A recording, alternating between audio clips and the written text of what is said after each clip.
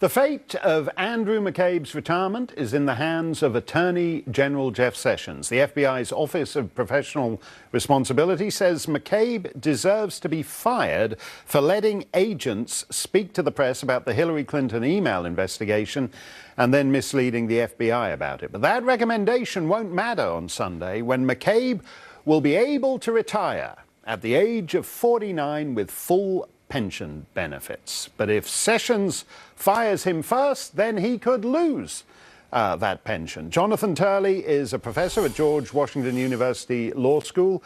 He joins us now. Jonathan, I can't recall anything quite like this pension death watch that we're on for this guy McCabe. How do you think it's going to go?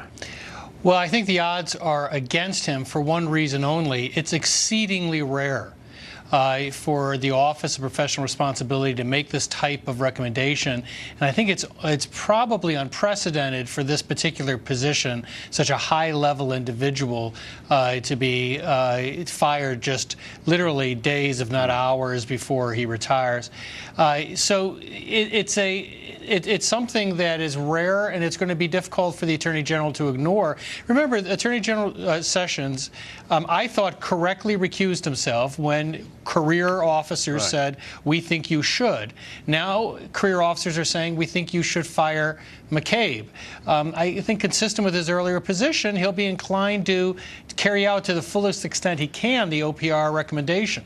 You make a broader point, though, that the FBI has extraordinary powers over us if we lie even carelessly and harmlessly and in something that isn't even a criminal matter to them.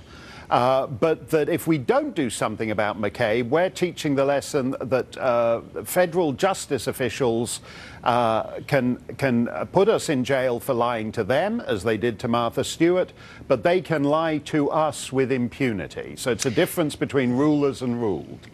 Well, unfortunately, that has been the rule in Washington. It's sort of an animal farm environment where everyone's equal, but some people are more equal than others. Justice Department officials are rarely charged with violations, but it creates, to the disadvantage of McCabe, a glaring disconnect. Michael Flynn was charged with misleading investigators. According to some reports, Comey's investigators found that he wasn't intentionally trying to lie. But he was ultimately charged. Here you have McCabe, who investigators found or believed that he was trying to mislead them, and he's really just looking at a pension change as opposed to prison.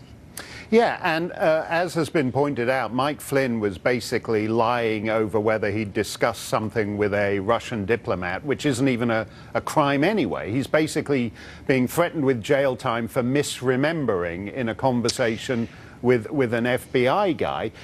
Isn't what McCabe did, where you've got these weird conspiracy texts, these ones that sound as if they're at least playing over silent coup possibilities, isn't McCabe's damage actually far more serious than anything Flynn did? Well, I think the distinction is a valid one between what the two men did.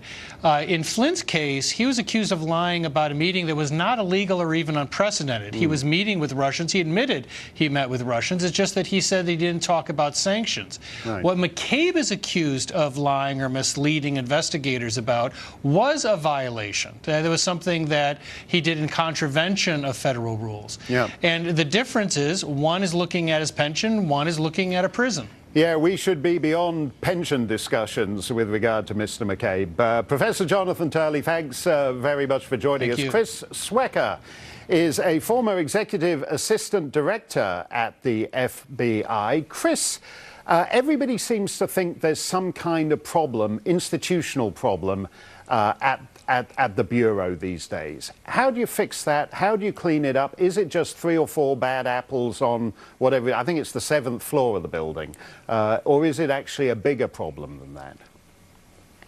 Well, I'm one of those people that thinks it's a Comey inner circle problem that developed during the course of his very short tenure at the FBI. This would have never happened under Mueller or Louis Freeh or William Webster or even Bill Sessions. So the way to address this is to brush aside politics brush aside anything that's distracting and go back to the facts and the precedent, because that's really what these disciplinary actions are all about, and there's ample precedent. I've seen street agents fired for lack of candor, which is really lying, but that's a nice way of saying it.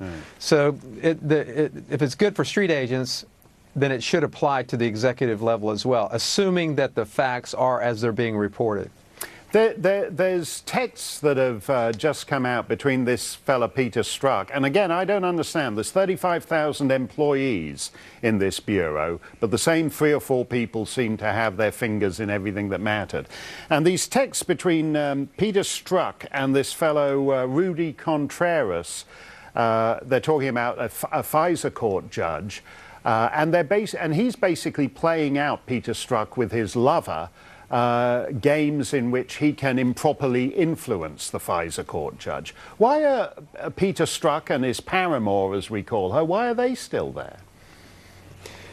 Yeah, the disciplinary process works behind the scenes. It's not made public. They don't fire you and then decide the facts later. They get the facts, put you on ice, which is basically what they're doing. Peter's on the rubber gun squad right now, as we call it. And then when the facts are determined and they go through the process of recommendation and then action taken, it takes a little while. I mean, it seems bureaucratic, but it's a fair way of doing it. It's not a court of law. It's basically internal affairs doing what they do. So but I can understand that process. But there's a sense from the public's point of view that there is prima facie evidence of wrongdoing, and bureaucrats are slow walking it. So that if anybody, it's like, you know, Lois Lerner. What penalty Lois Lerner ever pays, it becomes more mysterious and opaque and has less real meaning as the months and years roll by. I happen to think that the IG's final report here is going to be very impactful, far more impactful than any of these congressional investigations, which basically go nowhere and are political theater. In fact, calling them investigations is being very generous. So these are fact-finding. They can get their hands on data and mobile phones and go straight to the FBI server and pull out all that information. But it is a lot of information to go through. No, that's certainly true, as you say. I mean, if at the rate those two tweet and text, there could be months and months to go through. Chris, thanks. Thanks very much. Democrats claim to resist hate, but few can muster the courage to condemn Louis Farrakhan. That story is next.